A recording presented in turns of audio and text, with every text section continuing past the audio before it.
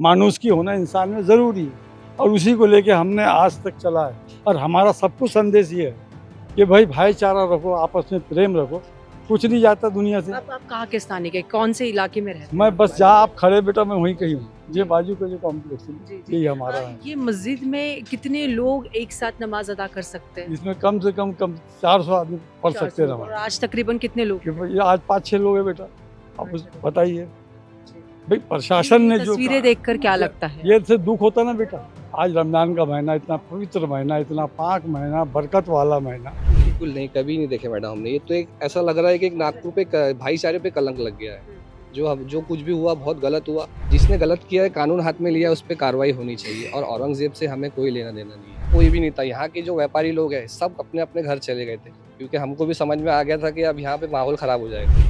नागपुर हिंसा के बाद धारा 144 के तहत शहर में कर्फ्यू लग चुका है, लेकिन आज जुम्मा है, शुक्रवार है और इसी के चलते नमाज अदा करने मस्जिद में जो कुछ स्थानिक है वो हमारे साथ इस वक्त मौजूद है। धारा 144 लागू कर दी गई थी, लेकिन आज बहुत महत्वपूर्ण दिन है। शुक्रवार है, जुम्मा है, रमजान है और आज जो माहौल है, हर साल अगर देखते हैं तो बहुत बड़ी संख्या में लोग आते हैं, लेकिन आज मैं देख पा रही हूँ हार्डली 2 या 3 लोग चलना पड़ रहा है बेटा।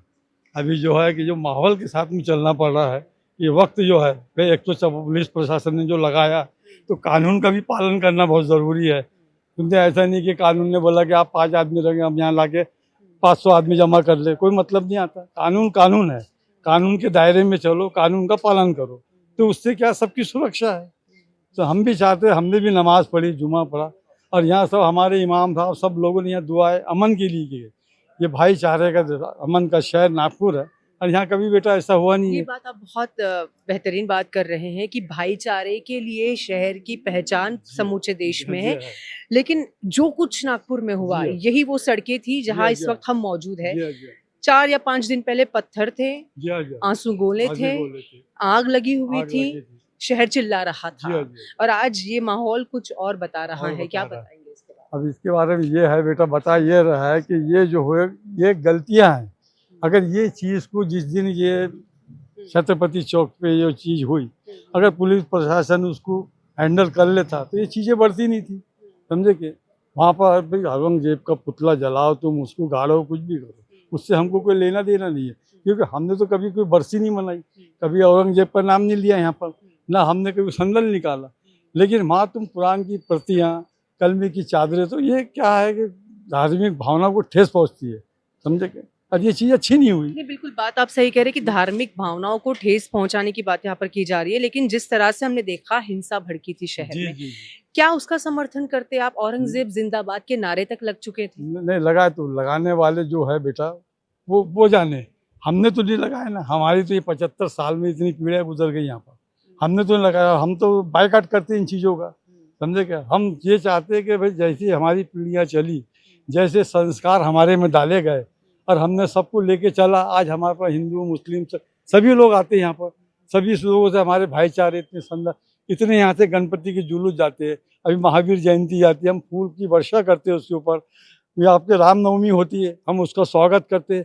कभी यहाँ दंगा फिसाद कभी नहीं, सभी धर्मों का भी, झूलेलाल जयंती है उनकी भी यात्रा इधर से जाती है। लेकिन हमने कभी ये नहीं किया, क्योंकि हमें सबसे बड़ा बेटा दुनिया का मजहब है इंसानियत, मानवता, मानुस की होना इंसान में ज़रूरी है और उसी को लेके हमने आज तक चला है। और हमारा सबको संदेश ये है कि भाई भाईचारा रखो, आपस में प्रेम रखो, कुछ नहीं जाता दुनिया से। आप कहाँ के स्थानिक है, कौन से इलाके में रहते हैं? मैं बस जहाँ आप खड़े बेटा मैं वहीं कहीं हूँ, ये बाजू का जो कॉम्प्लेक्स है जी, जी। यही हमारा है। ये मस्जिद में कितने लोग एक साथ नमाज अदा कर सकते हैं? इसमें कम से कम 400 आदमी पढ़ सकते हैं और नमाज। आज तकरीबन कितने लोग? कि भाई आज 5-6 लोग हैं बेटा, अब 5-6 लोग। बताइए जी। भाई प्रशासन ने जो तस्वीरें देखकर क्या लगता है? ये से दुख होता ना बेटा। आज रमजान का महीना, इतना पवित्र महीना, इतना पाक महीना, बरकत वाला महीना, और आज मुसलमान अपने घरों में बैठा हुआ है। कभी सोचा था ये दिन देखने? बिल्कुल नहीं, कभी नहीं देखे मैडम हमने। ये तो एक ऐसा लग रहा है कि एक नागपुर पे भाईचारे पे कलंक लग गया है। जो कुछ भी हुआ बहुत गलत हुआ।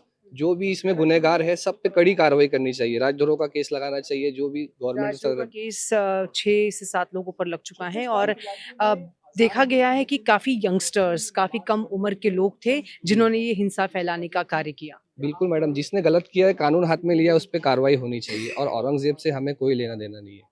यहाँ जो औरंगजेब की फोटो जलाई गई उस दिन जो मामला हुआ वो औरंगजेब की फोटो जलाने से नहीं हुआ। हमारे धार्मिक चादर थी उस पे इन्होंने लात मारे, लाठी से मारे, उससे जलाए, इसीलिए हिंसा भड़की। पहले तो हम बहुत से लोग यहाँ से कंप्लेंट करने गए, कंप्लेंट हुई, उसके बाद असामाजिक तत्व जो बाहर से आए उन्होंने यहाँ पूरा माहौल क्रिएट किया। हम लोगों ने उनको बहुत समझाया वापस चले जाओ, लेकिन वो लोग माने नहीं। उन्होंने पुलिस से भी भिड़े और फिर उसके बाद में पत्थरबाजी हुई और ये सब हुआ। कहाँ कहाँ के थे वो लोग, क्या वो लगता कुछ भी आइडेंटिफाई नहीं मैडम, यहाँ का कोई भी नहीं था। यहाँ के जो व्यापारी लोग हैं सब अपने अपने घर चले गए थे, क्योंकि हमको भी समझ में आ गया था कि अब यहाँ पे माहौल खराब हो है? जाएगा। तकरीबन कितने इस एरिया में कितने दुकानें हैं ये पूरे इलाके में? ये एरिया में कम से कम 40 दुकानें, 40 से 50 दुकानें ये चौक पे। सब ऑटो डील वाले हैं, ज्यादातर तो मुस्लिम लोग ही है, हिंदू भाई भी है, लेकिन सब मिल के रहते हैं एक साथ। भाईचारा हमारा पहले से एक ही नारा रहा है, भाईचारा। हम दिवाली में भी दिवाली भी मनाते, ईद भी मनाते, होली सब मिल के मनाते। कभी हमने ऐसा कि हमारा हिंदू भाई, कभी हमने किसी के बारे में गलत सोचे नहीं और ना कभी किसी ने हमारे बारे में गलत सोचा। आज जुमा था, जुमे की नमाज में हमने यही दुआ की है कि जो कुछ हो गया है अब सब स्थिति नॉर्मल हो जाए और जो गुनाहगार है, जिसके खिलाफ सबूत है, उस पर कड़ी से कड़ी कार्रवाई की जाए, वो कोई भी समाज का हो।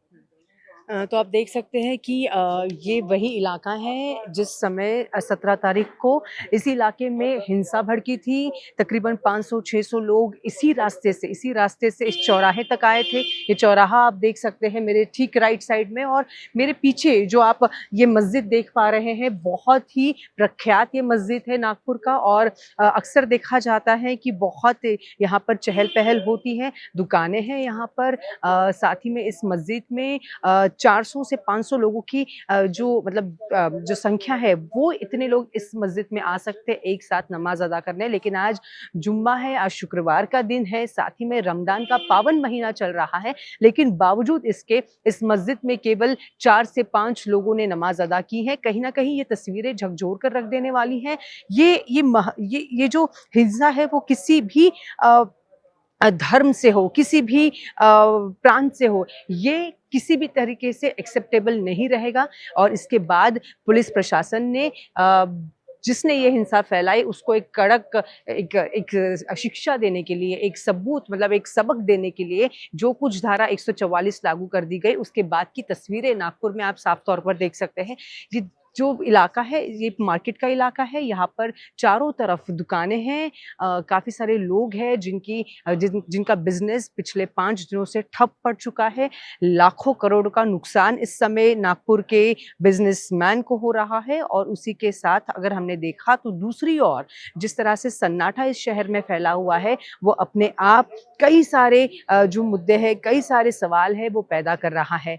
धारा 144 लागू होने के बाद ये धारा कब यहाँ से निकलेगी, कब कर्फ्यू हटेगा, ये सवाल नागपुरवासी पूछ रहे हैं। लेकिन सिचुएशन फिलहाल अंडर कंट्रोल है। सिचुएशन पूरी तरह से ठीक होने पर कर्फ्यू भी हटाया जाएगा, ऐसी बात नागपुर पुलिस कमिश्नर ने की है। इसी के बारे में पूरी अपडेट्स हम आप तक पहुंचाएंगे। फिलहाल इतना ही। आप देखते रहे लोकमत। मैं आपके साथ सुरभि शिरपुरकर। नमस्कार।